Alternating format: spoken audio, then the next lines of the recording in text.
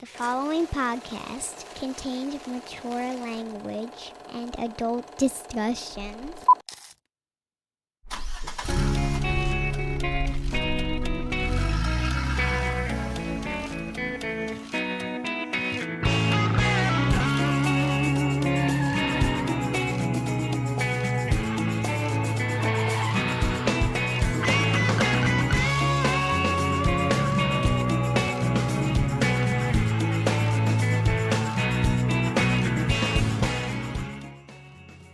Oh, Kev, you caught me looking at your abs Unbelievable. online here.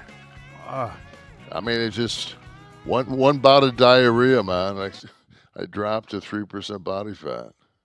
God, look amazing. Unreal. This is Kliq This podcast, Kevin Nash podcast. He's Kevin. I'm Sean.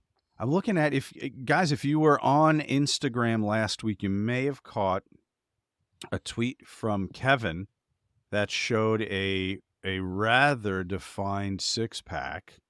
And if you didn't read... I actually counted an 8-pack. An 8. That's kind of 8, right? 8-ish. Yeah, leave that one. That's the one. That's the way you because I don't know why on this AI that I use that as soon as I got abs of that quality, I immediately got engaged. I got engaged and got like a bridal, like a a 23-year-old bridal set, like a. Yeah, why? Like, Steve, zoom on the rings a little bit there. What? Okay, that's the preferred one without the. But go back to the rings for a minute. Yeah. Like, of all the rings, why? I guess the picture that it was pulling from was A female. No, the dude must have had those rings. No, I think that it's somehow the AI ties into male and female because you can do either one. But the female muscle is much softer. Like you don't. But if you put if you put the male, that's me. That's how I look. Right. So you AI the picture and you put in the comments as a joke, like what was the text even? I forget what the text said. I like this one. So it started with the face. So I put that up, and because somebody sent me that, and they said, how long ago are these in between each other? I said, I don't know, 25 years. So he said, so I looked at it and said, I'll post it. So I posted it. And then it's immediately, it can't be 25 years because you did the punishment. Like, immediately, it's like I'm being prosecuted because it might be 22. It might. I thought that the picture on the left of me now looks very it looks like I spent the last, 25 years on that fucking show, The Deadliest Catch. My fucking, I look a little worn. So then you do the ab photo where you mention in the caption, in the text, about your AI. The exact quote, I can see it there. It says,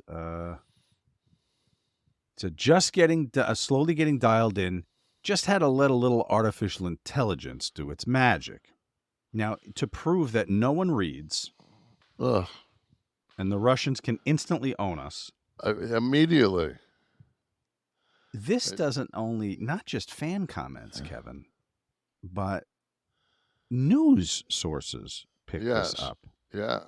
Should I put that in quotes? News sources, maybe? News sources. And there we go. Kevin Nash appears to be in the best shape of his life. Was carried by Wrestling News, Sportskeeda. Breathtaking physique. Kevin Nash shares breathtaking physique. Oh, enhanced by artificial intelligence. Yeah, okay. Later. Right, that's good. 11 hours. The 6 hours. The 6 hours. Then when I put the other one, it was like not. Now they're in on it. You know, I have PW Mania. I have a headline that I pulled from PW Mania. That's the one I pulled. Yeah, written by the PW Mania staff. I'll guarantee you that if you put the title is Nash's liver might be in the best shape of its life, because I mean that's probably for sure. Did any workers comment? A couple. I mean, here and there, but it's not like I'm. Is that Nikki Bella? What do we got? Applause. Yeah, but she's not gonna read it. She's just flipping through her shit. She's busy. Santino. What did he put? What did he put? An emoji? Yeah, that's just they're not commenting. Right. Well, you're right. You'd think there'll be an extra level of vetting from a news source. Yeah, I would hope. Like maybe one level, but. And then a lot of people, after I put the second one up, they said, "Oh, I thought AI you meant steroids." What? When has artificial intelligence ever been referred to as steroids? I think it's just a bad joke. No, it's trying to back out of the fact that they actually do believe that Robert Kennedy Jr. does have a dead worm in his brain. So, dude, that's my new go-to for an excuse. I suggest you, when you don't want to do a booking, yeah, and you're like, I gotta fly to Montreal. You're not going to believe this. I've got I had this headache. I went and got a CT scan. I've got a fucking and the thing is, when that story broke about the worms in Kennedy's head, they said that there's no, like, you don't have just one, because it affects your, to affect that many different cognitive factors in your brain, you would have to have several. So I mean, as strange as the story is, I guess it could be a real thing. And it ate part of his brain, right? Wasn't this it? It ate his brain and then died. So he had a dead worm, and that had eaten.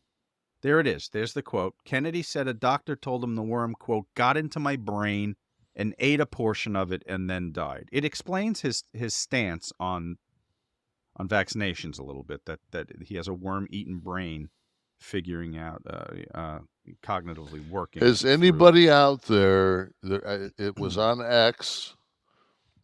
Woody Harrelson does the VO, and it's a 30-minute piece on who is Robert Kennedy Jr. And he starts off by he's reading like Washington, like this guy's a crackpot, Washington Post. This guy's out of his fucking mind, New York Times. Like he's reading, like and you think like, okay, uncle, and then like somebody hands him another stack of papers, and he continues to do it, and then all of a sudden you hear Woody Harrelson's voice, and Woody Harrelson says, "You want to know who Robert Kennedy Jr. is?" And then he goes into, he says, "Maybe you might know his dad." They show, his father. Maybe you might know his uncle. They show Ted. Maybe you might know his other uncle. And they show JFK. So, and you may know that nobody in his family is endorsing him anymore. Right. I didn't realize that he was married to Cheryl. Was Cheryl Hines of Curb Your Enthusiasm. Curb Your Enthusiasm. I did not know that. And it's amazing there that Robert Kennedy looks so much exactly like Woody Harrelson. So you know why? Maybe actually, fucking Robert Kennedy Jr. did his own VO, and I just thought it was Woody Harrelson. He does have the odd voice affectation, so maybe Woody's. Maybe it's a you met Woody, right? What are you telling us that you met Woody? Did you smoke with him or just no? Just a hello.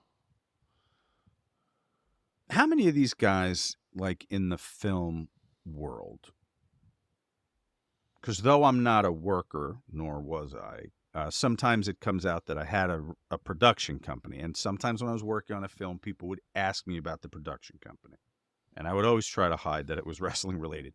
How many of the top level people that you worked with in film admitted to being fans and knowing you from wrestling? Would you say half? Just depends on their age. Like That's true, too. I'm like Channing and those, like Channing's, there's such a difference in our age. They were kids watching. Yeah, they were kids. Yeah. They were kids watching. So. Yeah. So that was today's exciting moment for me when I saw. Have you seen the other exciting news? I was going to say, have you seen Channing's next film coming out? What is it called? Fly Me to the Moon. It's basically a film about not going to the moon. Yes, I saw a trailer on one of the streamers for this. Yeah, looks like it's going to be really good. You still talk? Yeah, I mean, yeah, we just talked the other day about it. We send bullshit back and forth. Mm-hmm. Guys don't talk. But that's what I meant, like contact. Yeah, we stay in contact. I think the world of him. He's a very special human. We almost broke 40,000 today on the Dow. Well, that's what happens when you're in a recession. Yeah. Started I think 39.4 did it get to? Yeah. Something like that. 39,400. Closed at just before, but the peak today was that little node right there, or 39,391. So it came close. Now, so Steve, stay on that, and I want you to slide all the way to the left. Okay, so it opened at 39,064. Okay, now it took a dip 5 minutes later. Look at the 10 minutes later. Market opens at 9:30 for anyone overseas that doesn't know. So it drops. Percentage wise, it's like probably not even a point. Oh no, but I mean it dropped fucking 70 points. Then it rockets up from 39,023 to where it closed, like 39,000. It shoots up 400 points from there. I'm looking at all the headlines when Kevin and I were talking about this. I go online, near a record, nearly a new record, blah, blah, blah. I get to Investors Business Daily, IBD. I used to have a subscription to that when I was trading. But their editorial policy, it's a very right-wing, very conservative financial paper. What's their head? Now, everyone saw that little dip at the open. Here's their headline from today. Dow Jones falls after jobless claims jump. They reported the 70-point dip, not the 400-point surge moments after that. Yeah. Unfucking believable. There's their headline. So this is modern media. Not that it doesn't happen on the other side, but I caught this today and was like, here's a perfect illustration. But there's nobody that's on the left that's, claiming that we're in financial ruin. But, to this day, they're still on Fox saying that things were better 4 years ago. I'm just like, are you fucking out of your minds? Yeah. And that's my whole thing. People are just like, well, Biden with the inflation, Biden with the inflation, Biden with the inflation. I'm like, okay. I'm just curious how, like, when he got in office, like, did he make an emergency call to the forestry that they just start chopping down trees and start producing toilet paper? Because I mean, it was like 3 weeks, and you were buying 24 packs again. After yeah. I'm curious because I've got a little bit of a chest cold. I don't know if you can hear it or not. And it's actually from that fucking red eye that I took. a week ago. But I read some literature about some of these viruses that you get. That some of them you can actually, if you ingest bleach itself, that it'll knock it out, and then others with a light. Oh, right. You Right, can to use, shoot the infrared light through your skin. so you can put it up you or down you. So I think we should look into both of those things. That's Yeah, I feel like someone tried to do that, and everybody around him in the cabinet and medical community turned to each other and went, "We're just fucking ignoring it. What that was just said. Yeah, let's just pretend it wasn't said." Okay. Yeah, that was moments in American history. That'll be a Jeopardy fucking final Jeopardy question in 50 years. Yeah. Do you remember that fucking Lysol had to come out with a they had to come out with a statement saying during COVID? Yes, Yes. Under no circumstances do you fucking drink bleach. Like what the or disinfectant? Like, what the fuck?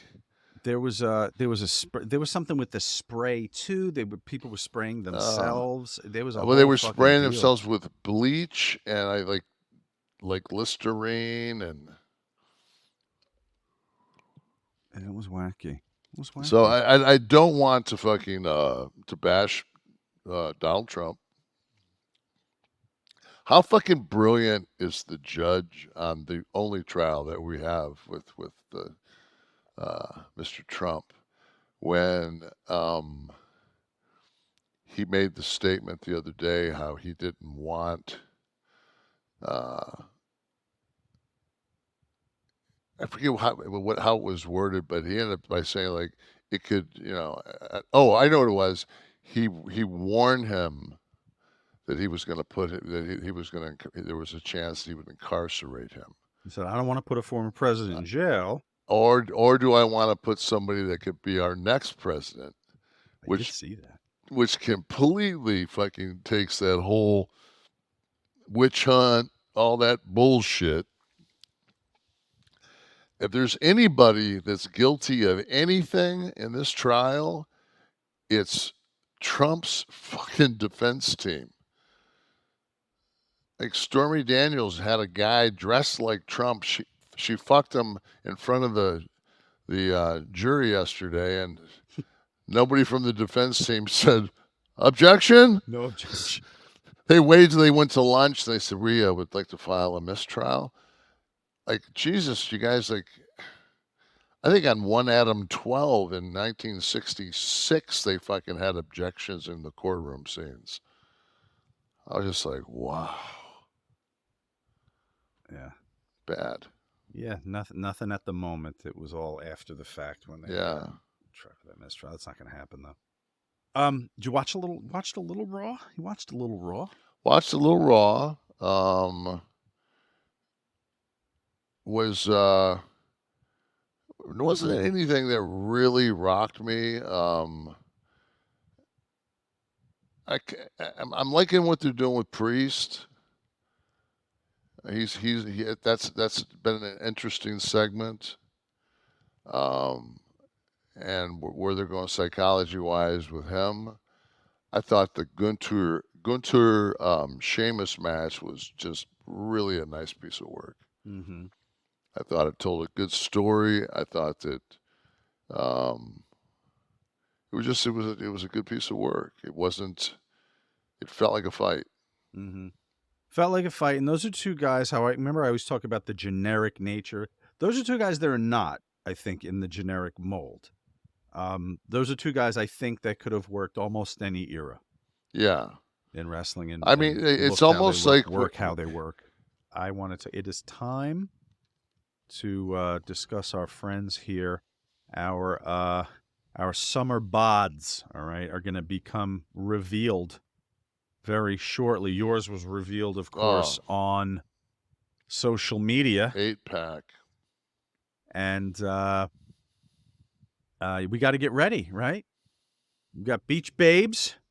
You're going to get ready to soak up the sun and get some summer vibes. You're going to unveil your ultimate beach bod. Well, listen, you're in luck because our friends at Manscaped have you covered. from head to toe with the Performance Package 5.0 Ultra. It's the ultimate all-in-one grooming kit, all right? It's set to have you looking and feeling your best this summer. Trust Manscaped. We do. These are products we use, we have them, and we swear by Manscaped. Listen, you're going to unlock the confidence you need to turn heads this season. Join the 10 million men worldwide who trust Manscaped.com. For 20% off and free shipping, use the code KLIQ, K-L-I-Q. All right, let's make this summer your smoothest one yet. The updated Lawnmower 5.0, I'm looking at it on the screen right there. It's the Ultra Groin and Body Hair Trimmer. It's got a summer makeover, guys, okay? It's waterproof, designed for these splashy pool parties and beach hangouts. Keep your ear hair and nose hair under control, all right, with the Weed Whacker 2.0 ear and nose hair trimmer. And, guys, don't forget the products they offer, okay? They smell phenomenal. They have a Magic Mat disposable shaving mat, okay? So get your back and front and everything else that needs grooming. It's like having a magician in the bathroom, okay? So we won't get messy. For those sunny beach days, do not leave home without the Crop Preserver Anti-Chafing Ball Deodorant. Guys, it's almost too much to mention. Get 20% off and free shipping with the code KLIQ, K-L-I-Q, at manscaped.com. Go right now. Go right now. I'm going to give you a couple of minutes to do that, all right? That's 20% off free shipping with the code KLIQ at manscaped.com. Summer sun is here to stay, so trust Manscaped with let's do that again. The summer sun is here to stay, so trust Manscaped to keep your pubes at bay. You know what it is I need? I'm at the point, Kevin, now I need reading glasses. I don't want to sit here with glasses on. The contacts I have are supposed to be. What's her name that I watched at nighttime? She's the last one on MSNBC. Stephanie Rule. You have to pick Stephanie Rule and put your glasses on and off to read shit. To read the copy, right? These are supposed to be progressive contacts, where if I'm looking at something close, I think they're biased. They're biased and on the payroll. Son of a bitch. I'm biased and on the payroll for Manscaped. So keep your pubes at bay. And you know what? We always go over Manscaped and we talk about, ball sack and everything else. But I also have a Manscaped that I use on my beard. Oh, of course, yeah. And my eyebrows. And the beard trimmer? It's unbelievable. It's such a... I put mine at 4.5 or 5, depending on where I want to go. And it just cuts it right to this. I do it every 4 days. Then I take the guard off and I cut this down and I trim all my neck up. And their products are top. I did my hair the other day. I did the right here around the ear line, to keep the sideburns short, and right around here. I grabbed, it was right there on the I was in there. Show me your taint. Taint anything to look at. I finally watched on the plane going to Phoenix. I watched Iron Claw. Oh, so you saw it? Okay, what'd you think? So I saw. I'm sorry, man. I've been around Kevin. I've known Kevin. I've been at shows with Kevin, and I've been around Kerry. And Zac Efron is not Kevin Von Erich. Zac Efron's built like Kerry Von Erich. Kerry was jacked. So well, for the non-wrestling fan, what did you think? It was a fair representation of the story and the family dynamic? That's what I didn't so much focus on the portrayals, but what about the dynamic? Did you feel that told Fritz's story? It's so. It's just such a fucking heartbreaking story. It's unbelievable. They didn't even address Chris at all. No, I thought, I enjoyed it. And of course, like the Harley character and then the Flair character were just, but they were caricatures of, I mean, you're not gonna, it's gonna be hard enough to you're not gonna cover. Those guys were both very special. You're not gonna just, do a casting call and get somebody that's athletic. I mean, so. But just the open with Fritz and it being in black and white, that could have just as easy been Killer Kowalski, could just have easily been Gunter.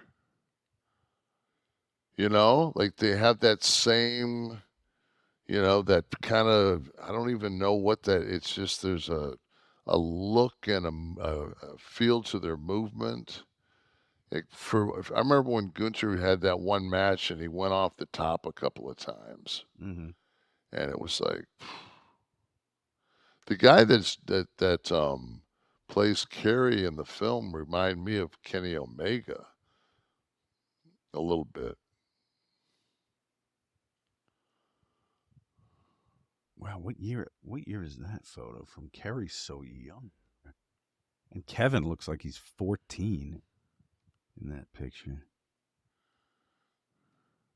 But so okay, so also with this, how did you feel they handled the thing that didn't sit with me as comfortably as everything else was that like half shoot way they treated the business.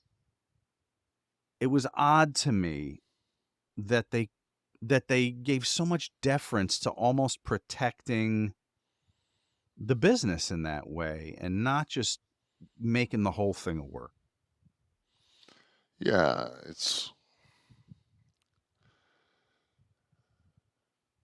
I remember like when I was broken, like they basically Hindu squatted you out of there. Like that's what they did. They bring you down there and you do Hindu squats until you puked, and then you wouldn't come back, and they keep your $1,500 tryout fee, and that's just kind of what they did. And after about 2 weeks, Jody, while the other guys were doing fucking their Hindus and shit, Jody sat me down and was showing me fucking tapes and teaching me psychology. Like he, Mm. it was like, he smarted me up pretty quick. Right. So, But that's the thing is that, you want them to be able to hop that hurdle, right? You got to weed out the ones, and then you get kind of brought in. It's like the mob, right? Once they see you could pull off a murder, you get your finger pricked and they burn the saint in your hands and you're in. yeah. You get your button. We talked earlier about the off the air about Sheamus and Gunther, and something that you noticed was that by tweaking the psychology a little bit in a match, and you use this match as an example, speaking of psychology, with the leg sell. Right, because he did a really good. Sheamus did a really good job selling the leg, and he went for his finish, the kick, and he hits it, and then he it takes him a minute to get over and cover him, and he kind of covers him with like his head and shoulders, but the back of his head. He doesn't, and he kicks out. And then to me, though, if he would have hit that first kick, this is nitpicky, but it's just when I watched it, if he would have caught him with that first kick and then went down like just a bag of shit off of that kick and grabbed his knee with both hands and had Gunter down like unconscious, and then eventually Sheamus like pull himself together and get over and do the crawl, and then cover him 1, 2.5, and then Gunter kicks out. Then it went for that kick a second time and just hit the ropes, took one step, and had that leg buckle underneath him. and then have Gunther, even if he would go for that leg immediately. It's not like he's going to be Sheamus could be trying to kick off with the other leg. Gunther gets inside of it and then puts the submission on, and then as he goes and crawls and gets loose and starts to crawl for that rope, then have Gunther just come out with both hands and just pull that leg like you would out of socket almost, like jerk it, and then have him fucking sell the fuck out of that, then cinch in and put him in the submission. But I still think that they accomplished everything they wanted to. Mm-hmm. And I definitely think that Sheamus was more over doing the job than he, and as he would always say in Japan, show fighting spirit than, you know. But I thought it was a very good piece of wrestling work, and I thought it told a good story, and I thought it moved both guys in the proper direction, even though one did a clean favor, which is very difficult to do. Correct. That's true. If you listen to last week's show, as Fay House did, we talked about AEW a fair bit, and Fay House says AEW needs Commissioner Steve Borden. What do you think about that? The gimmick of wrestler as commissioner as they've done many times. I think Nick does a really good job on WWE because you got to be in a suit, and Steve and his face paint, that's just no. How about that, Steve? There, come out like that. But Steve's not gonna. You don't think he would? Why would he? You can't be the commissioner and come out in shades. Why not? Because put it this way, Steve isn't going to do it. Right. Talking Shenanigans said, thanks, Big Kev. Do you believe if Chris Jericho was given more of a booking role in AEW and less of an on-screen role, that this could help move the product along? Also, would you ever consider being a ghostwriter or booker for AEW? We know the answer to that. Now, so take that first part. Jericho. Chris is busy, man. He's doing too much shit. He ain't got time to write TV. Right. But if he did, is that something that could here's a good one for you. Mm-hmm. You know how I booked myself into so many championships? I actually looked at IMDb and looked up Monday Night Nitro and as myself, and I have one episode credited that I was a writer. So I did a lot of fucking writing in that one episode as the head booker. That's fine. So do they have like a tally of your total appearances on? Not as writer, as talent. Does it say like 200 episodes? 183 or whatever it says. Yeah. I mean, that's bullshit because I was on every fucking show for, Yeah, their stats are IMDb's. They had me married to somebody else on IMDb. Tony Randall. Not that we don't talk about that. Oh, sorry. Silver Springs said, so when Kev takes the time to give criticism to some of these wrestlers, instead of getting hot at Kevin about it, why don't they realize he's actually trying to help them get over? Well, that's kind of what we mentioned last week. I try. In all criticism, there is sometimes a shred of truth. My whole thing is if I didn't see something that I thought was a gross misjudgment, I mean, it just didn't sit well with me, that match. And, it just wasn't. I didn't know at the time that Orange Cassidy was one of Tony's favorites. But I don't know why you've got to use Yeah. The gentleman that they did. The opponent? Yeah, I don't know why they had to choose. I mean, you could have picked somebody else, somebody that was. I mean, you took somebody that had some talent. Well, I mean, I think you got to work the whole card when you're a top guy, right? So if Orange Cassidy's one of, you're going to do some TV against. Okay, so but then let's look at that. So you've decided he's going to be your top guy, and he's going to work half the match with his hands in his pockets. It's And then Tony Khan talking. I'm just saying. I'm just pointing out just what could be like just something that would maybe be construed as fucked up. I'm not saying me. Yeah. Did Understood. anybody see Will Sasso on Chris's show? I know who Will is from the old Mad TV days. On no, what did he do? He was on Chris Vendette. He did a Scott Hall. He did a Scott Hall, but he did a bunch of different guys, and he eventually got around to me,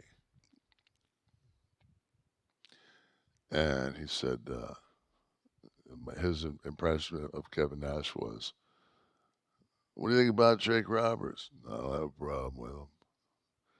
He said like 3 different guys. He said, "I don't have a problem with him," and I'm just like, "Yeah, I don't have like, why would I have a problem with anybody?" You know? Well, was it a dig? Do you think it was a dig saying that you're because No, he clearly doesn't listen to the show if he thinks you don't. I think that if you're not critical of people at times. No, but I think it's one of those things where I've never heard anybody do a good impression of me. Will Sasso, a little pear-shaped. Is he still? I know in the day he was. Is he? I don't know. I think he's funny as fuck. Yeah. Yeah, he was kind of like in that like Belushi role on that show, right? The as Belushi was to if we're doing the equations, as Belushi was on SNL, he was on. It's on Mad TV. Yeah. Let's see. Corey Morgan, I guess I'm in the minority here, but the reason I tune in every single Monday for 96 consecutive weeks is for Kevin Sean's take on everyday life and topics, sports, everything but modern wrestling.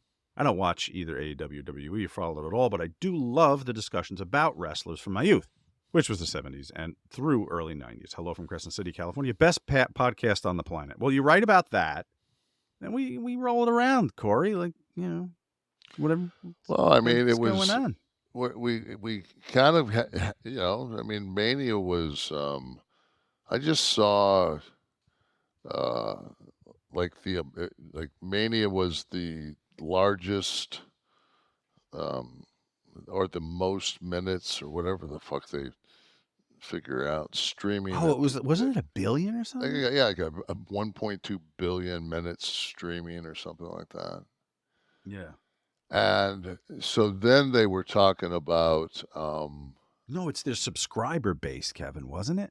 Their subscriber base over all the platforms? No, that's all on social media. Yeah, that's over 1 billion. Right. Yeah. Yeah.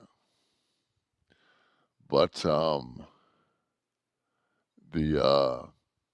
don't know if it was Meltzer or somebody that said how bad like it was the worst pay-per-view buy rate this last Backlash from France. It was like the worst buy rate. Like their pay-per-view. I'm thinking, you're kidding me, right? What does this say here? I'll read it for everyone. Backlash 2024 had the lowest pay-per-view buys in history, according to Dave Meltzer. Quote, the Google searches were the lowest for any WWE pay-per-view I've ever seen, 100,000. It's early, so the first week number, it's going to grow, but the first week number, it was like 3,700. Financially, a WWE pay-per-view number doesn't mean anything because most of the people are going to be watching on Peacock. But the one thing a pay-per-view number can tell you is how much interest is there. So this one was down 39% from the same period leading into the Chamber show, which was the Perth show. It was the lowest in history for WWE show as far as pay-per-view buys, and it looks to be by a significant margin. Wrestling Observer. So, but does that mean that the Backlash isn't going to get very many stars? Is it a 1-star pay-per-view? It may be. The start time for Backlash was 12:30 p.m. Eastern. Oh, that's a good time. Oh, let's, not let's 9. Bear that in mind. 9:30 a.m. Pacific, which is I could see how that on a Saturday. I'm going to set my alarm and watch wrestling at 9:30. But the business drift, we had Paul here. What I would talk to him about is the business decision. Listen, everyone can watch this on streaming right after it happens. If you don't wake up until noon, you can put on your WWE channel and watch this, right? So the broadcast itself is less important than getting into the market. Doing the whole, like they do for the pay-per-views, becomes an event. Because getting into France. Because my whole thing is when you do determine that you're going to watch it, and you do watch it, and when you watch it, you say to yourself, is it really that fucking loud, or is this because I didn't watch it live? Have they superimposed this? Because it's so unbelievably loud. So I text Paul. Right. I said, like, wow, like, fuck, like, was it really that? I said, and I believe the statement I made to Paul was, that crowd was so alive that it made a 64-year-old man want to take a bump. And Paul responded to me was, we could not hear each other in gorilla position. So, okay, Backlash might not have been the most bought pay-per-view, but you opened the market. Anybody that watched it and saw the optic of how fucking live that show was, I mean, it's like, whew. Like, but we're not even talking apples and oranges. We're talking the United States military against Egypt. And Egypt has a fine navy, and I believe they're 15th in the world militarily. But they're not the fucking U.S. And that's where we're at right now. You mean with AEW, AEW and WWE, yeah. Yeah, I would say that AEW is Egypt. Okay. 15th. I believe that's what We'll put Game Changer Wrestling in there. Yeah, I mean, that's, you know, but I'm just saying. Between them. Look up what, because I thought I'd looked a couple months ago. The fact that these facts are accessible to you, this is to my brain. When people text us about, or post about listening to the show, it's when people suggest you do show. It's because their navy, their Egypt is the world. Steve, you've got to find my info for it. I don't give a fuck about AJ Rhodes and AJ. All right, while he looks that up, let me remind everyone that Tim Malcolm also listened last week or watched and said, is this an AEW podcast now? No, but nobody, literally, no one cares about AEW. One episode was fine, but I feel like every title now is something Tony Khan or AEW, just like 83 weeks. Come on, this is supposed to be a different wrestling podcast. Well, this week we haven't talked about it, other than comparing them to the North African countries' naval capabilities. No, I said Egypt has a fine navy. They've got our old F-16s, while Israel has. Okay, the Egyptian. I can't believe I'm reading this. The Egyptian Navy is the largest navy in the Middle East and Africa, with around 30,000 active personnel, 20,000 reserve, and 320 vessels. It has a long history dating back to ancient times and has played a major role in many Egyptian wars. In comparison, the U.S. Navy is one of the largest and powerful. Has over 347,000 active duty. There's an actual ranking if you Google the rankings of military capability. All right, he'll find. I mean, not everybody's as well versed in this as you. Well, I mean, We'll goddamn, get it. I could pick up my phone and say, You could give yourself an 8-pack in 30 seconds. Why can't we find? Watch how fast I can do this. Want your AI an Egyptian's face on yourself right there? Maybe I'll walk like an Egyptian. Let's see here. All right. Somebody play the Benny Hill music. Steve Kaufman and Kevin are competing. I'm still seeing Navy. I think what Kevin means is overall military, right? We're not just talking about Navy with 15, right, Kevin? It's overall military might. Where is Egypt's military?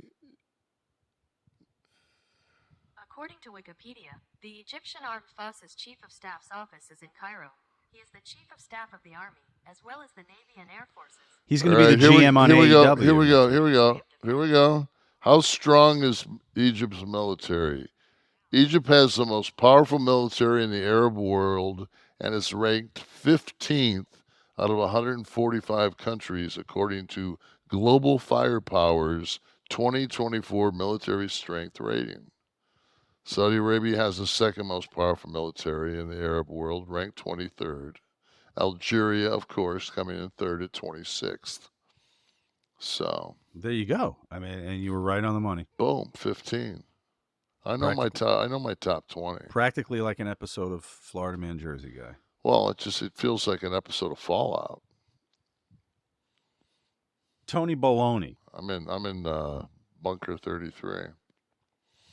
When you're on the WWE payroll and your two best buds book the shows, you're not a reliable source of opinions on AEW. Your state media. AEW does deserve legitimate criticism, but you aren't it, friend. Love you, Nash. Always will, and I enjoy listening, but you talk about pretty much everything else. Listening to you talk about pretty much everything else. What did it say? Start at the beginning of what he was?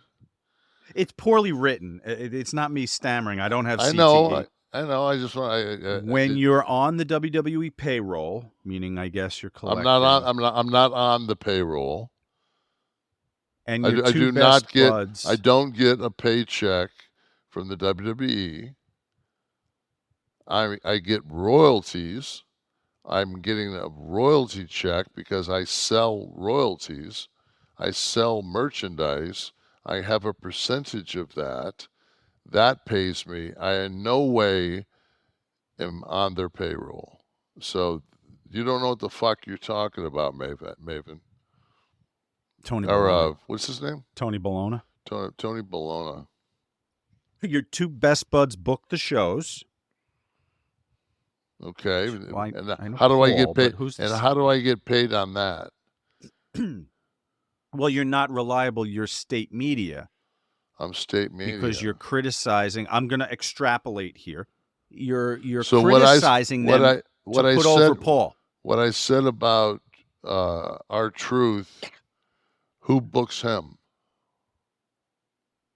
Well, probably Paul, right? Wouldn't it? I don't think Tony Khan does. No, he does not.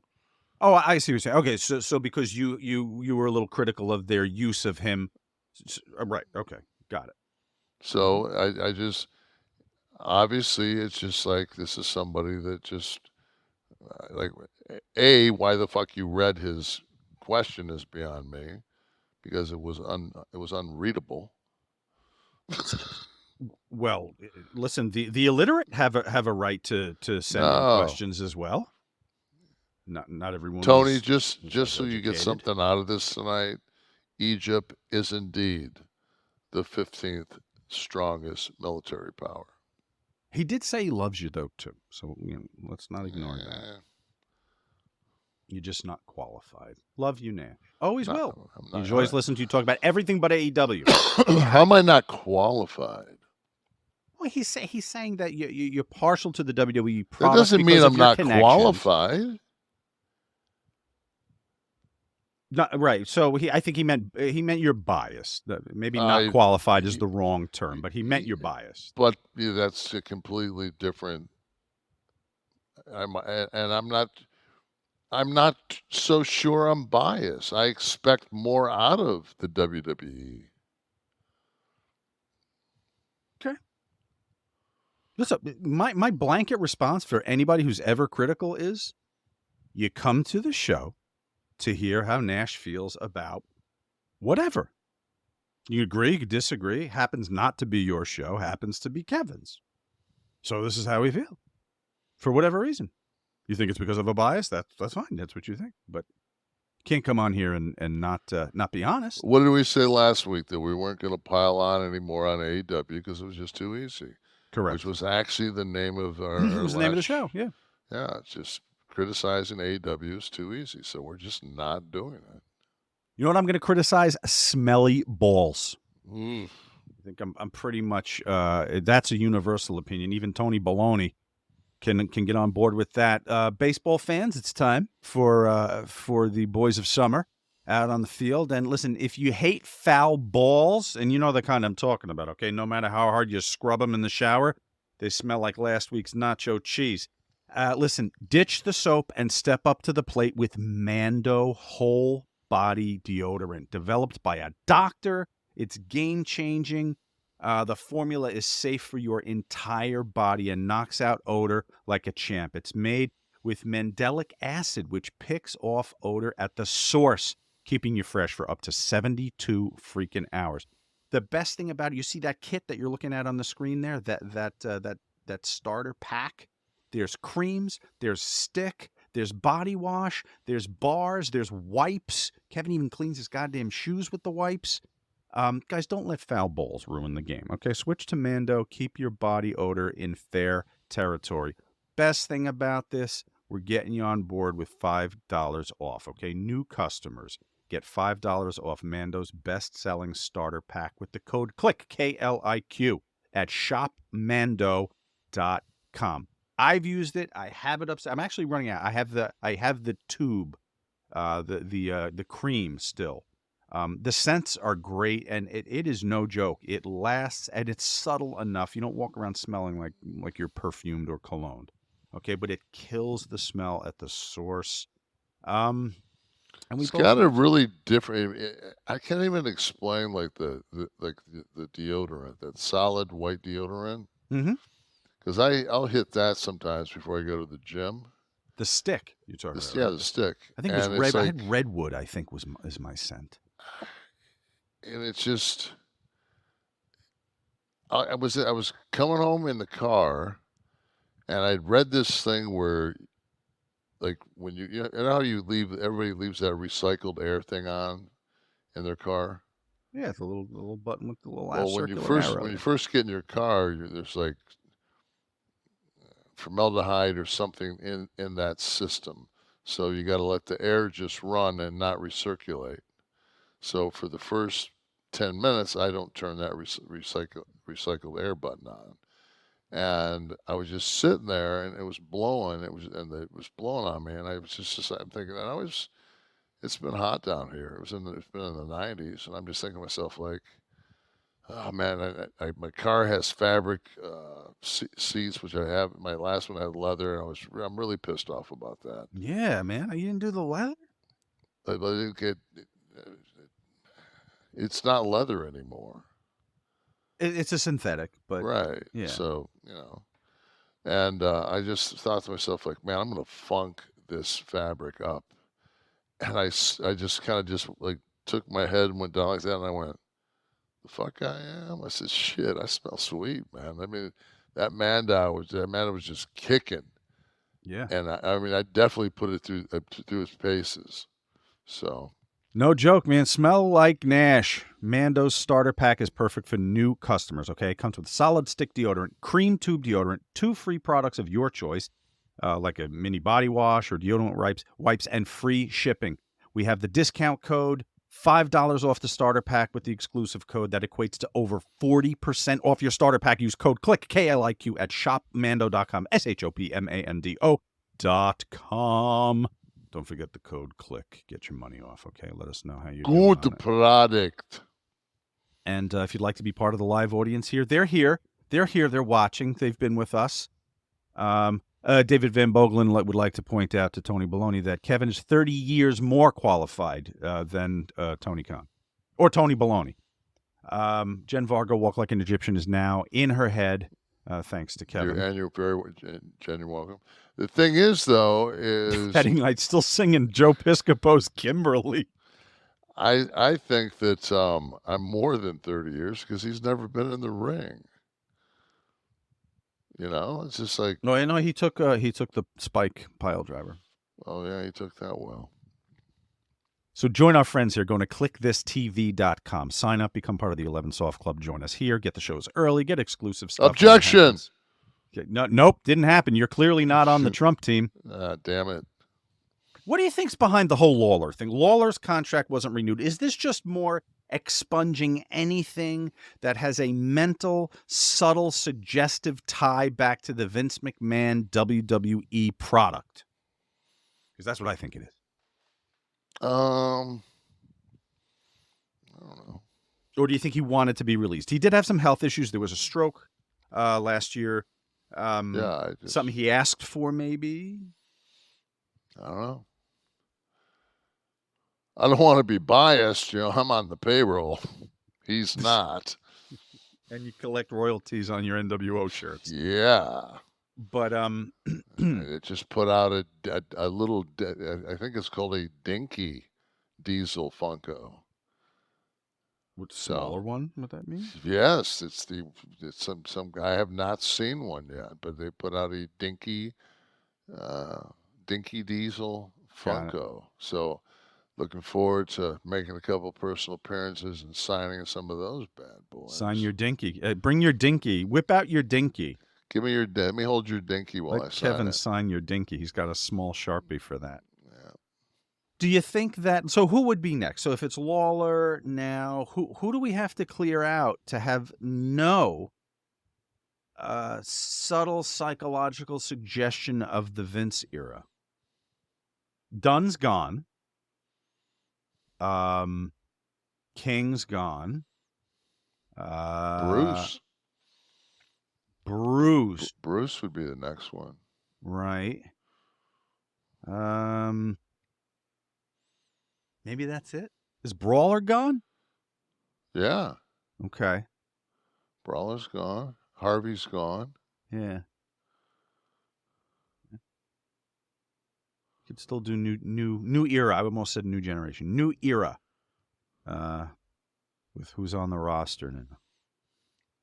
You know what? If I was so over with my two friends, you think that I'd at least get a 16th of a second of a smidgen of somewhere in the cold open there with the then now for whatever, right? Are you too connected to the previous era, the McMahon era, we'll call it? Well, Hulk's dead spot in the middle of that thing. It's true. Yeah, let me go ahead and put myself with Hulk in the WWF. Right. Well, separated by a few years. Shit, that motherfucker. That's. Listen, no one will deny his contributions in the 80s. Yeah. No, the 80s. Fuck. I mean, 80s, 90s, 2000s. Fuck that. That Toronto's huge. That was a moment. Yes, it was a huge moment. But hey, connected to the 80s. All you need because of the 80s. I mean, all you need is one apocalypse now in that era, and you fucking put. Well, Kev, the only reason you're talking about 90s and 2000s is because of what? With NWO. Right. So yeah, there was some help there, but what he did in the 80s on his own with Vince is, I mean, they own that. That's theirs. Yeah, but I think that I think that Flair is the greatest wrestler. Oh, I thought you say restaurant patron. You said wrestler. I was going to say wrestler, but I think Hulk is the greatest sports entertainer.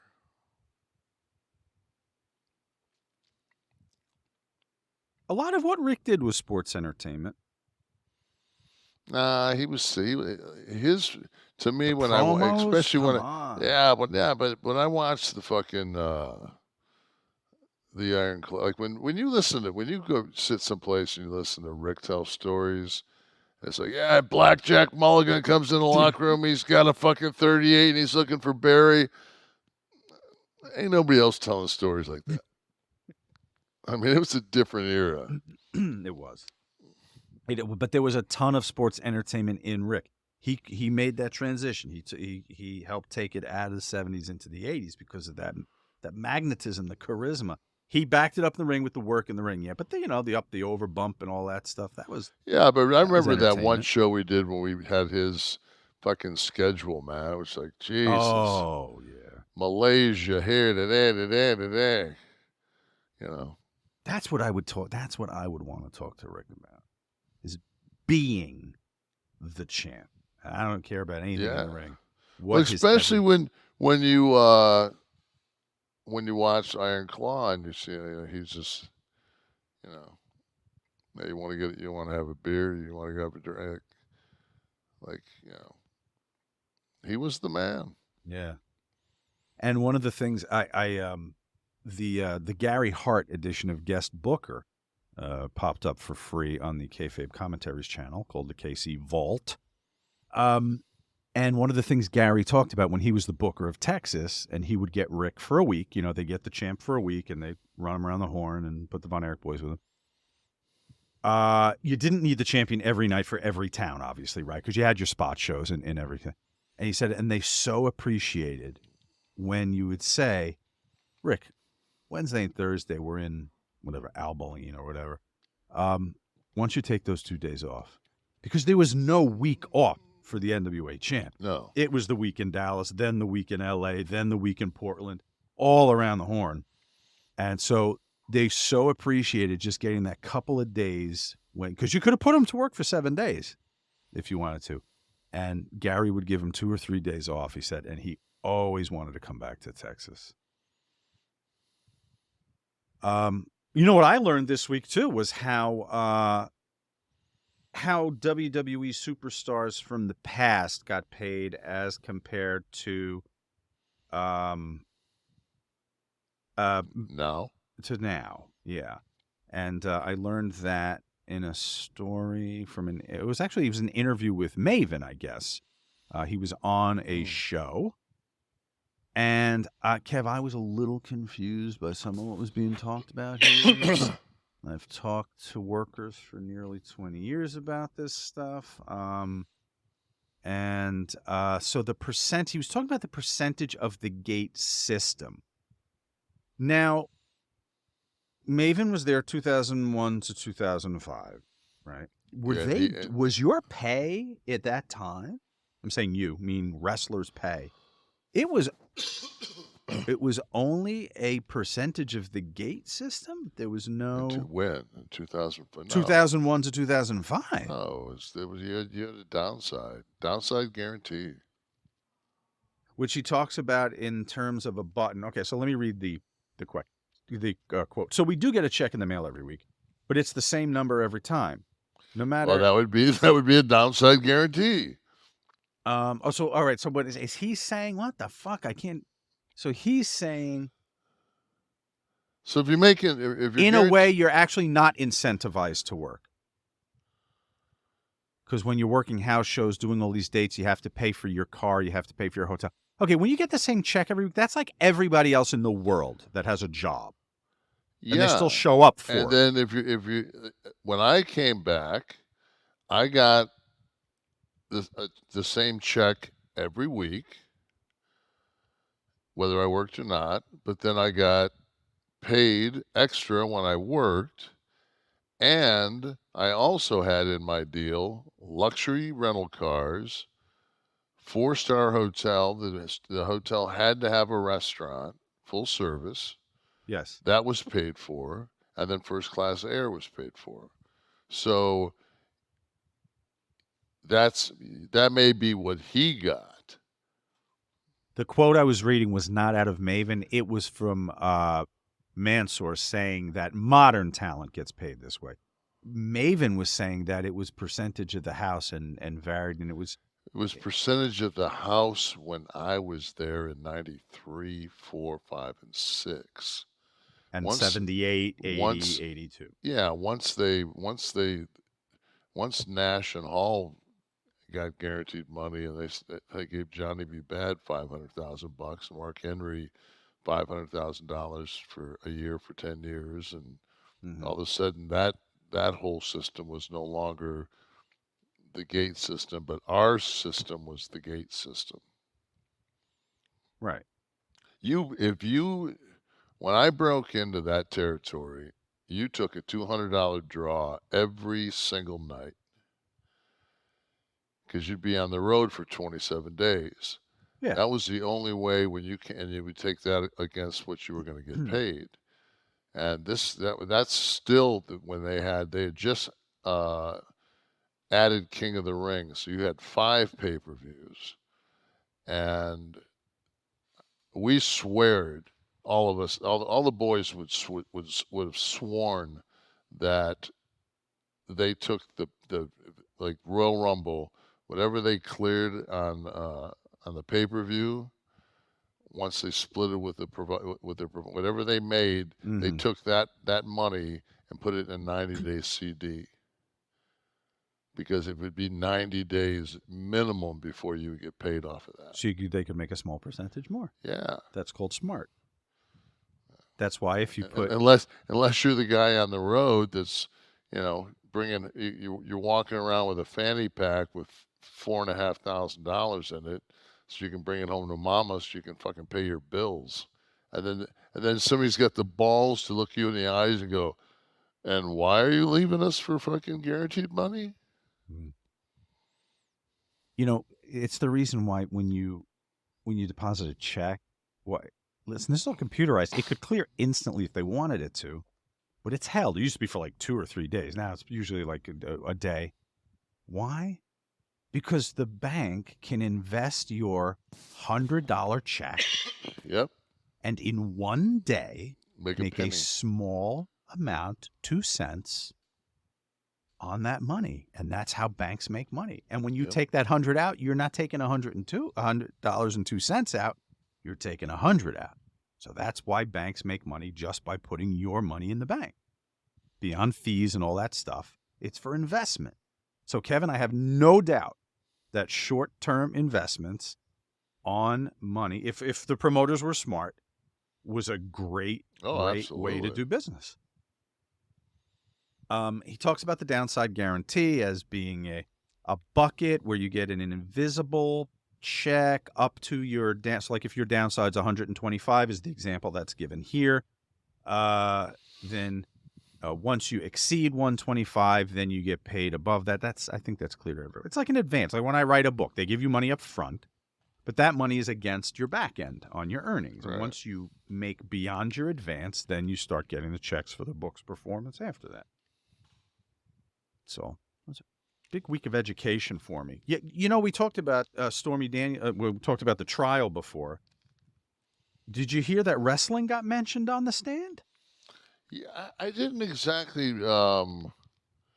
understand how or why. I just heard that it had been mentioned. She drew now, see, what happens is here, when something wrestling related touches something mainstream, that's when the people like I know in my life that know I do this, but don't understand it or watch it, that's when they want to come talk about wrestling.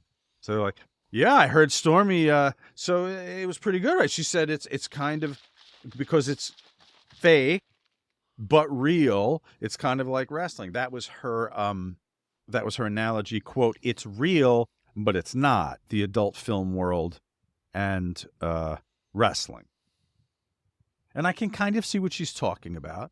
Like, you guys have some physicality and you're kind of moving each other around, but you're not mad at each other, and people in a scene are rolling around with each other, but they're Nor are our cocks rock hard. well, some of the matches I've seen. So I kind of saw what she was talking about. Trump, at this point, slumped back in his chair, facing forward as Daniels testified, end quote. Also talked about his match with McMahon. Wrestling always tends to come up in the finer points of society. I can't say anything because I'm life. biased. Right. What are we talking? You know what I do want to talk about? I joked before about the Flair restaurant deal because I read a curious tweet by him, kind of shooting on a restaurant where he said he was eating with his family, had an issue with someone in the bathroom and everything. Then I saw the manager posted something defending his employees there and saying what Rick's post omitted was the level of intoxication and profanity Let's not go into this. That was espoused. We're not going into this. Why? He apologized today. Yeah, it's old news. It's old news. He apologized today. It's all squared away. I feel you're biased. It's all. Right, I'm on Rick's payroll. Did you want to know? I fucking know it. I'm on Rick's payroll.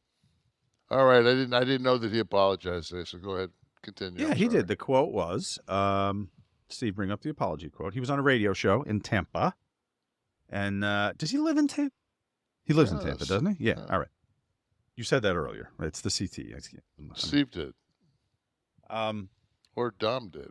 Steve or Dom did. Okay. Maybe it was Pritchard. But he did say that he re-endorsed the restaurant, said that he actually had a good time, the food was good, and he should not have carried on as he did when he I think what he said was, I shouldn't have gotten mad. So he squared that all away today. And Kev, it's time for the tap out. All right, this is always a fine line, a fine segment. I said line because today's tap out are some of the worst written lines in film. Okay, we'll see if you agree with that. The tap out, as always, or when they choose to, is brought to you by Bluechew. All right, this guys, if we're talking about sex, I want you to try and remember those days. This all ties together. There was MANDO, then we were into the Manscaped. This isn't so much 3 separate commercial reads within a half hour as it is a reprise in a musical where the familiar tune comes back, maybe for a different scene. All right, so you're Manscaped, you smell good, bang, it's time for Bluechew. All right, Bluechew.com. You don't know what it is? Are you kidding me? You have never listened to the show then. It's a unique online service that delivers the same active ingredients as Viagra, Cialis, and Levitra. Get the Cialis. But Kevin preferring the Cialis. Now, when you go on the site, it does tell you the qualities of each, so you can make an informed decision. And guys, the beauty of this, trust me, you click a button, you start the process, you're going to consult with one of the licensed medical providers online. And once you're approved, you receive the prescription within days. All online. No visits to a doctor's office. No sitting and talking about this in person with anyone. All right, no waiting in line at the pharmacy either. Bluechew's tablets are made in the USA, prepared, shipped directly to your door in discreet packaging. And we want you to have better sex with our friends at Bluechew. So we want you to go to discover your options at Bluechew.com. Chew it and do it. And we have that special offer. As always, try it for free when you use the promo code NASH. At checkout, just pay $5 for shipping. That's Bluechew.com, promo code NASH, to receive your first month free. Visit Bluechew.com for more details and important safety information. And we thank Bluechew for sponsoring the podcast. And our tap out. Okay, so go ahead. One of the best. No doubt. Bluechew's been with us since day one. So here's a series of clips from actual movies with some horrific dialogue. And amazingly horrific, actually. So let's see how far you can get. Our first one is from something called Showdown in Little Tokyo. Go ahead. This was Dolph Lundgren. And you're going to see him Just in a in minute. case we get killed, I wanted to tell you, you have the biggest dick I've ever seen on a man. Thanks. I don't think we should. Are you a Mexican or a Mexicant? Danny Trejo in Once Upon a Time in Mexico. I'm a Mexican. Good. I'm exhausted. Yeah, me too, but, I'm really wired. What do you say I take you home and eat your pussy? This is Shark Attack 3. Where you going? It's turkey time. It's Jennifer Lopez. Ben Affleck. Gobble, gobble. Did you just have a brain fart? G.I. Begging your Jane. pardon, sir? I resent it when people fought inside my office. Where are you from? Showgirls. Back east. From where back east? Different Tap. places.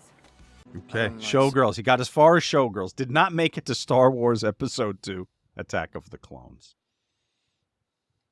I'm going to keep that. That Showgirls is so fucking. That movie is cringe from start to finish. But was it intentionally cringe? Because then it's brilliant. Oh, no, yeah. Anyone who's listening, Kevin's eyes just his eyebrows hit his hairline on that one. All right, Florida man, Jersey guy. It's time. Let's get some head, Kev. Head appears in both of these. It's a theme week. Florida man, Jersey guy. For anyone that doesn't know, 2 actual headlines. One, a headline from a real guy in Jersey. One Didn't from somebody Florida. on our call in and say that we should do these should be positive? Wasn't that one of the? That was one of the and it would Yeah. that would have the comedic effect of, a fart in church. Fucking watching Showgirls in the theater and not walking out like I did. You obviously weren't microdosing that day. You might have had a good time. I didn't at it. microdose tonight. You didn't. This is straight Kev right now. This is just Yeah. 100% I bet you I've only said fuck like 2 or 3 times. original formula. Yeah, this is fucking just. This may affect your performance in the Jersey guy game. Let's see. All right, first headline. Man pretended to own headstone company, scammed grieving families. Okay. Second one, man bites chunk out of deputy's head, sheriff's office says. Man pretended to own headstone company and scammed grieving families. Man bites chunk out of deputy's head. Headstones are northeast because they have heads, the ones on the ground in Florida where they just fucking go and just mow So there's a over 'em. difference in. I'm honestly, I don't know this. There's a Yeah. difference in cemetery. You never see you'll never see a cemetery like you would up like that one when you're going to like LaGuardia, the never-ending cemetery. But yeah, headstones, like an actual, a the stone. upright. Yeah. Yeah, that's Jersey. Well, you're right. So obviously you know what you're talking about here. I'm just like the Anthony Bourdain of fucking traveling between Jersey and Florida. Yeah, I mean, it wouldn't have the same effect if we did like Nebraska, Florida, right? So it's No. you worked out of your hub all of your years in WWE was pretty much Newark, Jersey, right, or yeah, New York. Route 9. Oh, Game Time has returned, Kevin. Our listeners have returned from commercial Yes. breaks and Game Times. You know what I'm thinking about for Game Time? Thinking about maybe a little bit of Stones tickets this spring. Ah. Yeah, they just kicked off the other day, and it's one of those bucket list things, man. They're alive. I'm alive when they're alive and playing. I think if T was still here, we definitely would have made this tour. Yeah, man, right? Fuck. Well, what is Game Time? What the hell am I talking about? You guys know what I'm talking about, for God's sakes. Priority ticketing, last minute ticketing, lowest price ticketing, guaranteed ticketing. All these things are inherent in the Game Time app or website if you choose to go there. Guys, you want to buy tickets? The interface on Game Time is my favorite aspect of this. Of course, the pricing is the best, but the where you can see the overhead map of the stadium or the arena. Click on the seat viewing. You get a panoramic view from the seat. You click on the seat. You see a little price on all the seats in the arena. Steve, let me see what's going on with the Stones, for God's sakes, if I'm going to get these tickets, all right? Save up to 60%, okay, by buying. Wow, are there tickets available for MetLife? Here, zoom in there for me. So they have flash deals. That's the little lightning mark there. They have lowest price guaranteed deals. Those are the little blue ones. So there, Steve just clicked on a ticket. $82 each. $82 to see the Rolling Stones this year. And there's the view from the seat. Of course, that's a little higher up, but you can move down. There's some very affordable seats right where I would choose to sit on the side. There's a lower section seat for $218 I'm looking at. It's one of the flash deals there. If you go all the way down, Steve, all the way down, right there, boom, click. So that's an amazing view for $218 each to see the Stones. Game Time is the name of the app we're playing with right now that you're looking at. All-in pricing, okay, toggling this feature shows the total upfront. No surprise fees when you go to checkout. You click that number, and it tells you any fees right in there so you know what you're getting, okay? Zone deals, okay? You save even more money if you choose a section and just let Game Time arrange the seats for you, okay? It's the lowest price guarantee, or Game Time will credit you 110% of the difference. Take the guesswork out of buying tickets. Baseball season starting. Talk about MLB tickets. There's 197 games each team plays in Major League Baseball. Half of them are going to be home. Okay, so if you're near a major league team, this is where you go. Let me tell you what you're going to get here. All the benefits. They're almost too much to name. Okay, there's so many ways to save money. All these flash deals and sponsored deals we talked about. The Game Time guarantee. You always get the best price. If you find tickets in the same section or row for less, they're going to credit you 110% of the difference. Job loss assurance. If you lose your job and need a refund, Game Time has you covered. It's amazing. Lowest price guarantee, event cancellation, 24-hour return guarantee, job loss guarantee, on-time ticket delivery. It's so easy. It popped up in my wallet on my iPhone. Okay? So download the Game Time app right now. Create an account. Use the code KLIQ, KLIQ, for $20 off your first purchase. Terms apply. Again, create an account. Redeem the code KLIQ for $20 off.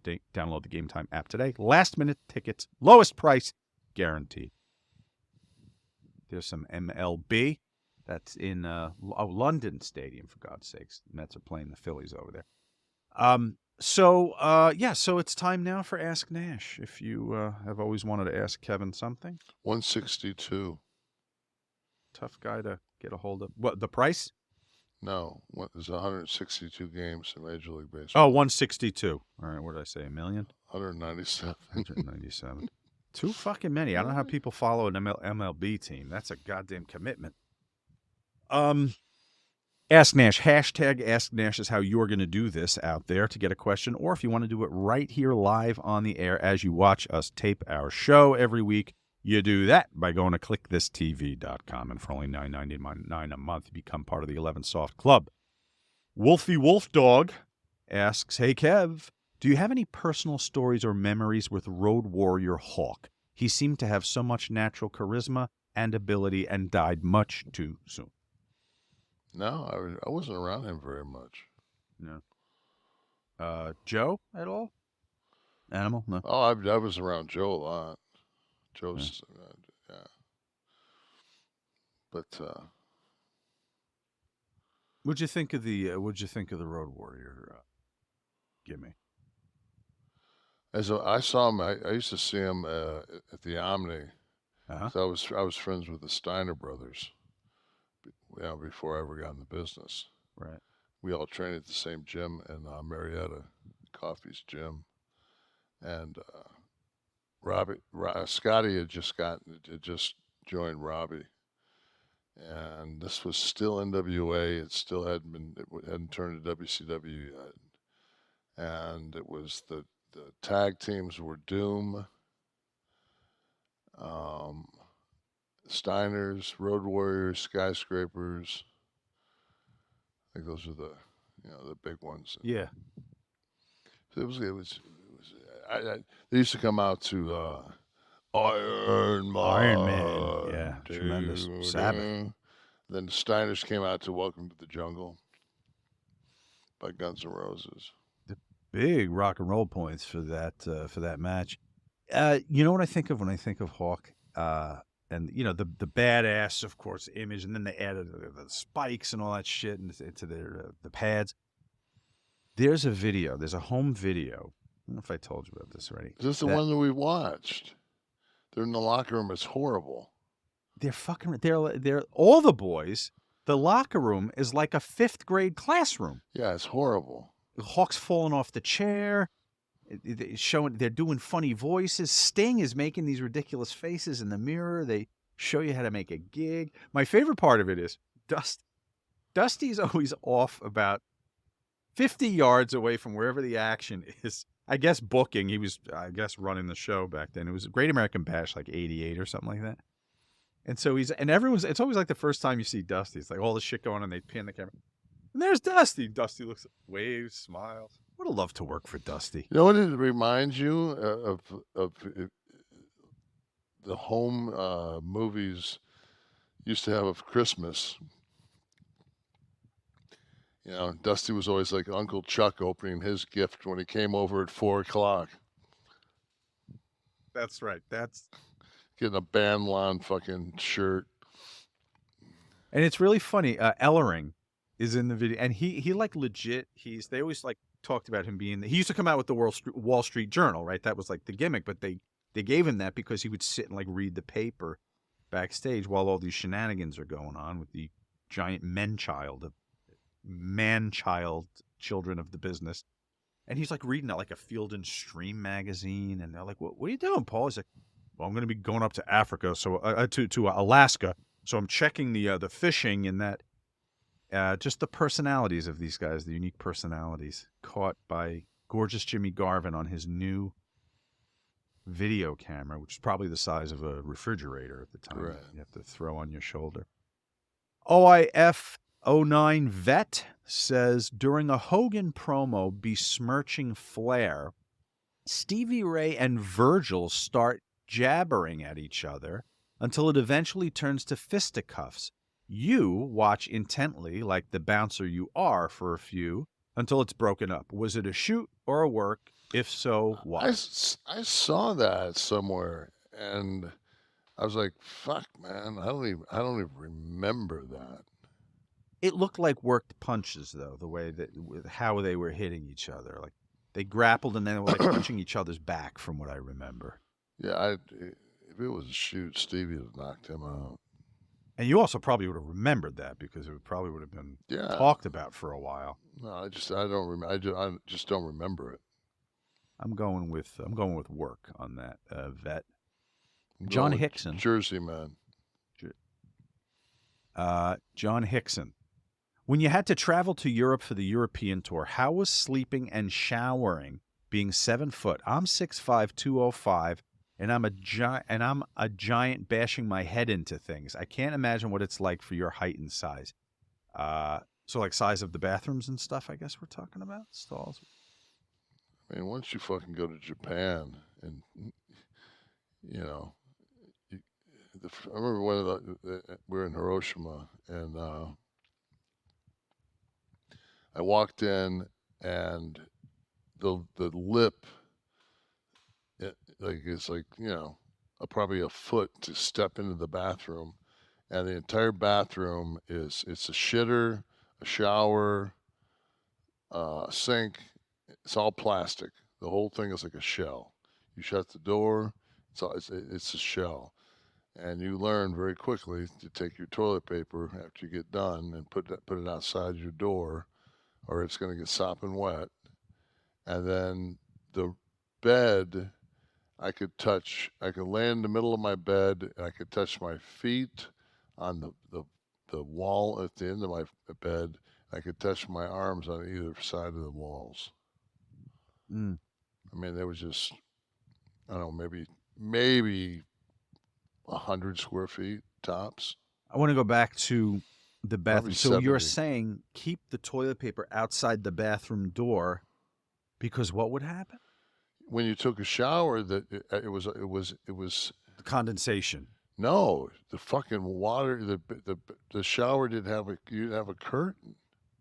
Oh, that's why everything was a plastic shell, because the water just Yeah. went everywhere and drained. That's fucked. Yeah. Wow. How about from the audience? Some questions for Kev? We go Tyler Blair. Any plans to come to OKC for Galaxycon in a couple of weeks? Maybe grab a steak and watch some Thunder run the playoffs. Nope. I don't know what month that is, but Couple of weeks, so I guess it's May. Yeah, I'm not working in May. Galaxycon? I don't even know what that is. I'm not working in May. Who else? From the house. Thank you for the offer. James Bedford with the Timberwolves going on an unexpected 2-0 to lead against the current NBA champions. How far do you think they'll make it? Any favorite you like? Who should I bet on, Kev? Shit, man. I mean, I actually think that the Lakers took a lot more out of Denver than people give the Lakers credit. Because there's no way that that Denver should be this fucking beat, this tired playing with this kind of just lackluster ball, and they're playing at home where they're used to the altitude. The altitude, right. You know, so right now it's just like I would have to say that Minnesota's going to win that. I think it'll be Boston clearly the favorite. It'll be Minnesota versus Boston. Mm-hmm. The Knicks game was good the other night. I was texting you about it. It was neck and neck all the way. The Knicks pulled it out. Indiana has given both those games away. Mm. Yeah. Something else from the house. Our friends, our 11 soft members. Headingite, Kimberly, still singing. Keep going. Piscopo loves you, Headingite. Gets paid every time you do that because that's part of the downside guarantee. EP, if you can be a guest on any current talk show or podcast, which one would it be?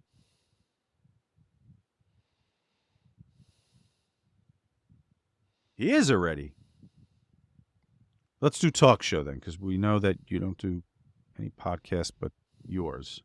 I might do Chris's at SummerSlam. Mm-hmm. Uh, Would you do Maher? I'll throw names out. Would you do Bill Maher? No. Would you do one of the late night shows? Would you do either Kimmel or Fallon? I do Kimmel. I like Kimmel. Would you do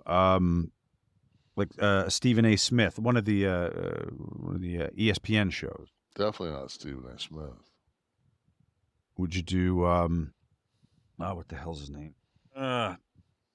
Steve's saying Maccabee. Pasty white dude with the glasses. I would do Maccabee. That would be fun to watch. And would you do it's a podcast, but Joey Diaz, if he called you to be on? You'd have to go out there and that's the whole thing. I just do some edibles. No, I don't say, and I wouldn't do edibles because I'm just, so. Well, it's just his gimmick. It's a big. Yeah, I do Rogan. Oh, Rogan, that's the obvious one, right? Yeah, I didn't ask that. Rogan. Another one from the house. What do we got here? James Bedford. What would you do with Cody Rhodes in WWE if you were still a booker? How long does he have his title reign? I feel they oversaturated with so many long reigns. A surprise loss would be big. Well, we talked about it last week, and we showed a clip of him showing the up. line that went him showing up at a personal appearance, and there was a line of 2,000 people.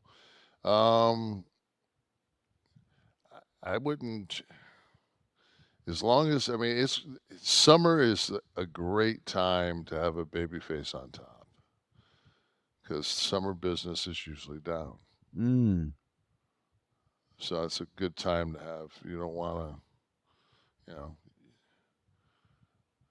you want the babyface chasing going into Mania. I was just going to say, so then fall into Mania, you have something happen, he gets fucked up, he's got to work his way back. Yeah. Right. But I mean, summer's a great time to have a baby face for your champion. Mm-hmm.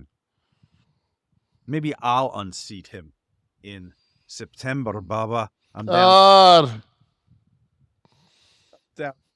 31 pounds, and I'm gonna download the FitBod app again.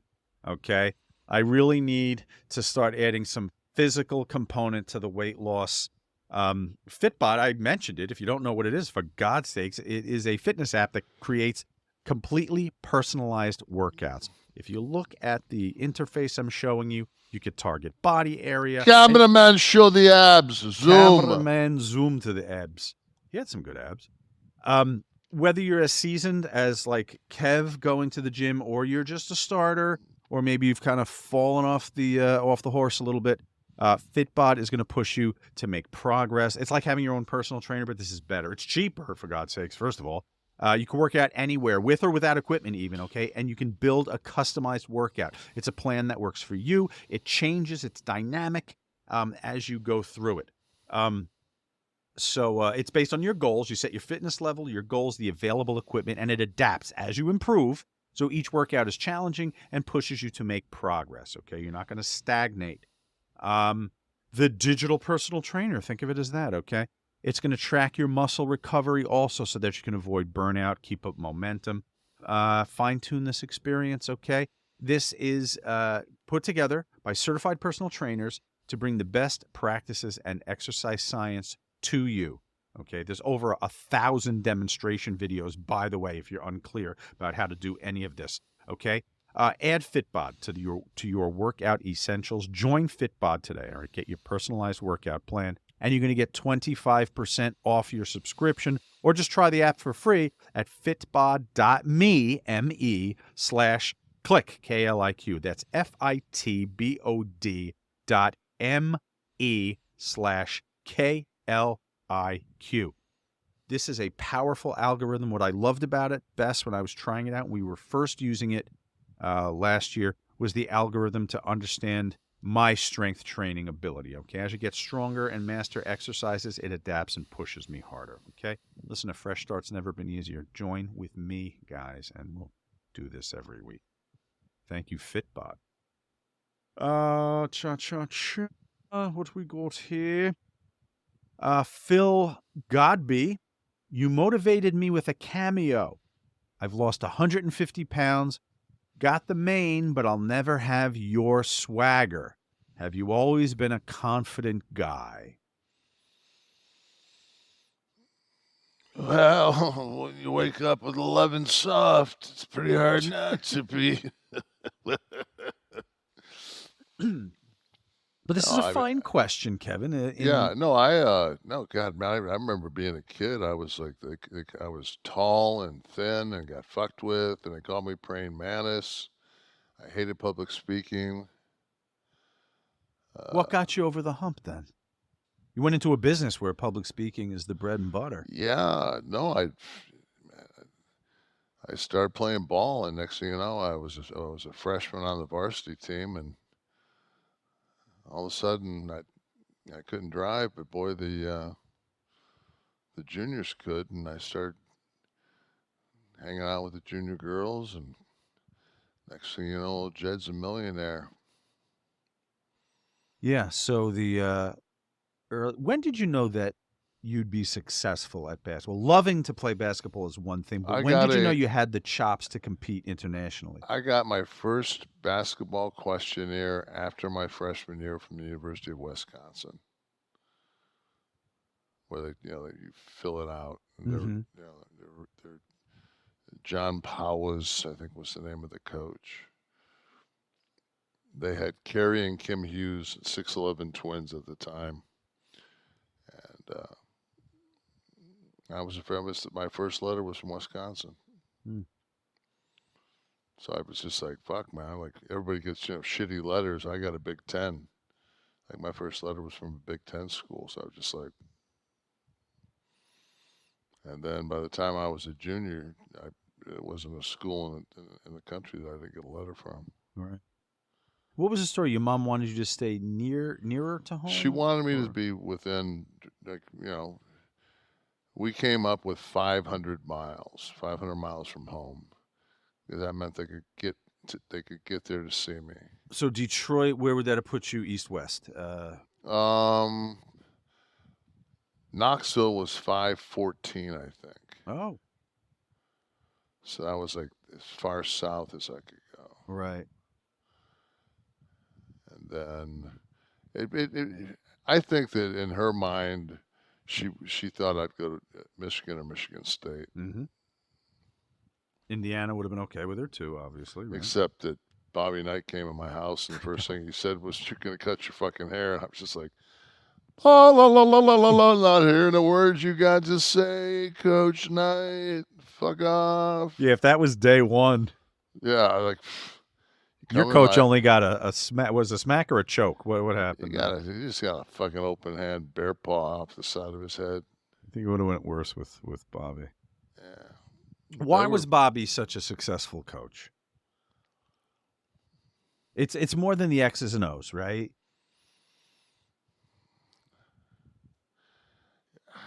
I think that I think there's a lot of guys from that era. I mean, you say the same thing with Woody Hayes. They were fucking maniacs, but they somehow did some Spingali on you where you didn't want to disappoint them. Like a part cult leader, part father figure. Yeah. That witch doctor mix, right? I think a lot of times, that I wouldn't know this for a fact, but I'd like to see how many blue chip recruits they got that didn't have fathers or didn't have strong fathers. Very interesting. And that's kind of where he became that father figure. Mm. All right, someone from the house. Who's going to or just could be fucking tomfoolery. A little fun time with Coach Sandusky in the showers. Ah, yes, those shenanigans. You old soap monster. Can rephrase the how'd you get your confidence back to that. Hey, Britt, Uncle Kev, would you consider doing a Nash and Friends with Bubba / Bully Ray Dudley? You guys seem to have similar views when it comes to today's product for AEW, WWE. Fans wanting that Nash and Friends back, Kevin. But I don't. Not even with Bully Ray? Oh, it's just another day of my life. It just...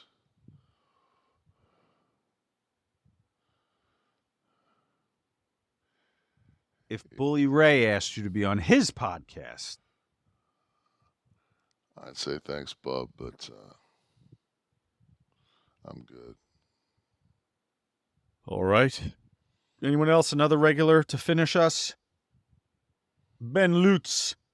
Do you feel modern-day wrestling crowds are getting too obnoxious? I feel like throwing up whenever I hear a "This is awesome" chant, regardless of what it's for. A far cry from the late 90s crowds.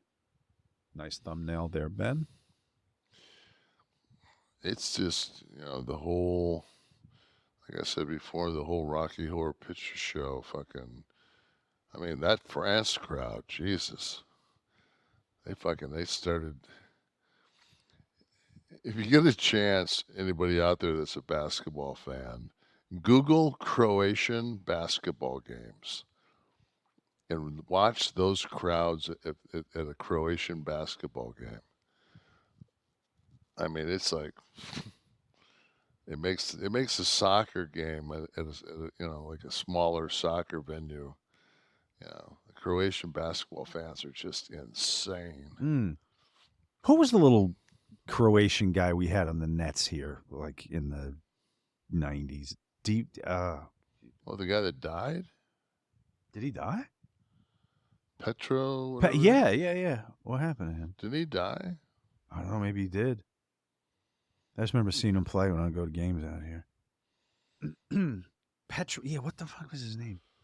I'm He saying was a Petrovic? He was a fucking. I just remember he was a baller, man. He was good. Vladi Petrovic, maybe? I don't know. I don't know why that's in my head. So really, the Croat crowds, a little bit crazy. Croatian, yeah. Kliq This is a production of Butch and Sundance Media, produced in association with Podcast Eat, created by Tristan Nash, Kevin Nash, Sean Oliver, producer Steve Kaufman, graphics by Dominic D'Angelo, title sequence and audio edit by Wesley Burleson, theme song by Dale Oliver, technical research by Tristan Nash, copyright 2024, Butch and Sundance Media. Kev, you want to do another one, or are you too biased? I'm not too biased, but I do want to say that I'm actually I'm digging the fact that Biden held off giving the 2,000-pound and 500-pound bombs to the IDF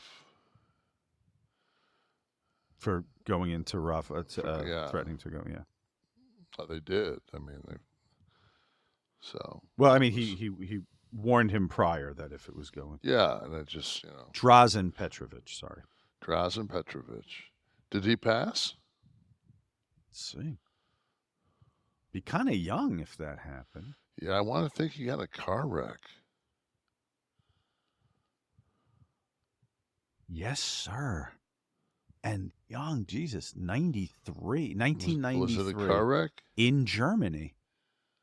Yeah, let me see what the story is. Yeah, car accident. Yeah. 28.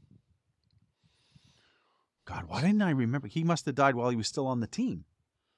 Yeah. No, he did. Yeah, he was a good shooting guard. Yeah, he was. And yes, I'd be in my honor to. This sign off was as sloppy as two 87-year-olds trying to fuck. Yeah, fuck. That's what happens when you don't microdose. Hey, Kev. Yes. Do you want to microdose next week and do another one? Fuck, please.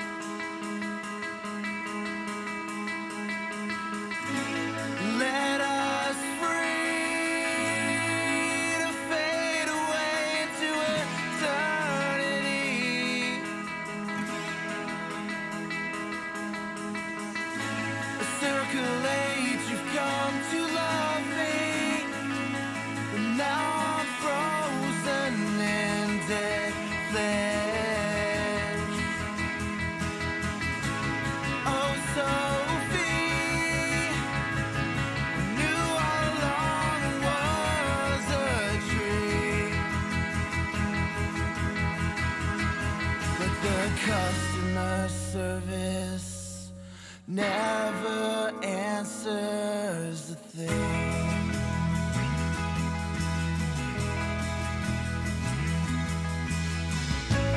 Let us free to breathe in air we're supposed to breathe.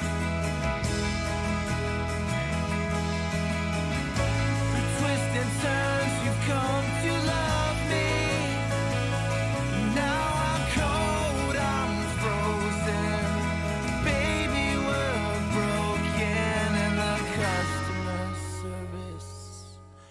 Never answers a thing.